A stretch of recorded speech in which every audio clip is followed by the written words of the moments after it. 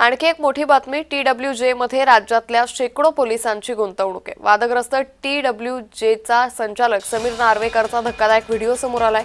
संचालक समीर नार्वेकर सध्या फरार आहे। लवकरच समीर नार्वेकर पोलिसांच्या हाती लागेल। जिल्हा पोलीस अधीक्षक नितीन बगाटेंनी हा विश्वास व्यक्त केलाय।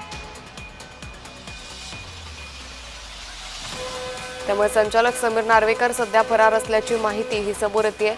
लवकरच समीर नार्वेकर पोलिसांच्या हाती लागेल असं यावेळी पोलीस अध्यक्षांनी म्हटलेलं आहे। जिल्हा पोलीस अधीक्षक नितीन बगाटेंनी हा विश्वास व्यक्त केलेला आहे। तर TWJ मध्ये राज्यातल्या शेकडो पोलिसांची गुंतवणूक आहे।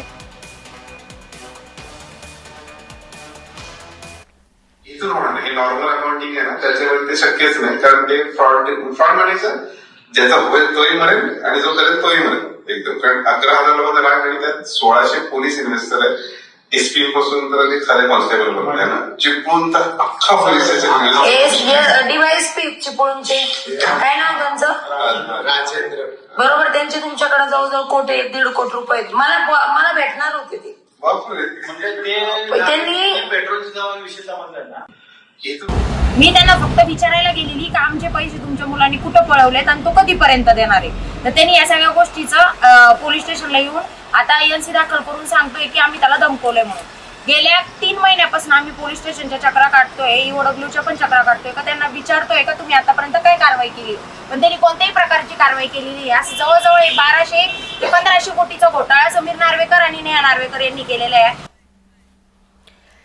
तर या संदर्भात अधिक माहिती घेऊयात। आमचे प्रतिनिधी रवींद्र कोकाटे सध्या आपल्या सोबत जोडले गेलेत। रवींद्र, आपण पाहतोय TWJ मध्ये राज्यातल्या शेकडो पोलिसांची गुंतवणूक आहे आणि या संचालक समीर नार्वेकरला लवकरच अटक केली जाईल असं म्हटलं जातंय। काय अधिक माहिती?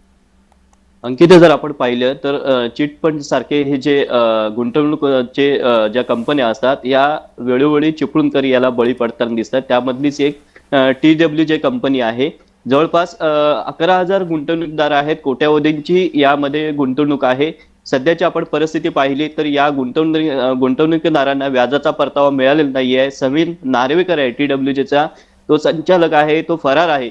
मात्र वारंवार जे गुंतवणूकदार आहे ते पोलिसांच्याकडे जात आहे, पोलिसांच्याकडे दाद मागतात, परंतु त्यांना न्याय मिळत नाहीये। आणि त्यानंतर एक धक्कादायक व्हिडिओ पुढे आलेला आहे, समीर नार्वेकरचा आहे। त्यांनी असं म्हटलेलं आहे की या गुंतवणूकदारांमध्ये या चिपळूणचे जे पोलीस आहेत, जवळपास 1100 पोलीस आहेत, यामध्ये गुंतवणूक आणि त्यांनी कोट्यावधींची गुंतवणूक केलेली आहे। त्यामुळे जे गुंतवणूकदार आहेत त्यांना प्रश्न पडलेला आहे, नक्की पोलिसांवरती विश्वास कसा ठेवायचा, कारण आम्हाला जर न्याय मिळत नाही आहे तर पोलीस त्याला पकडतील की नाही याबद्दल शंका आहे।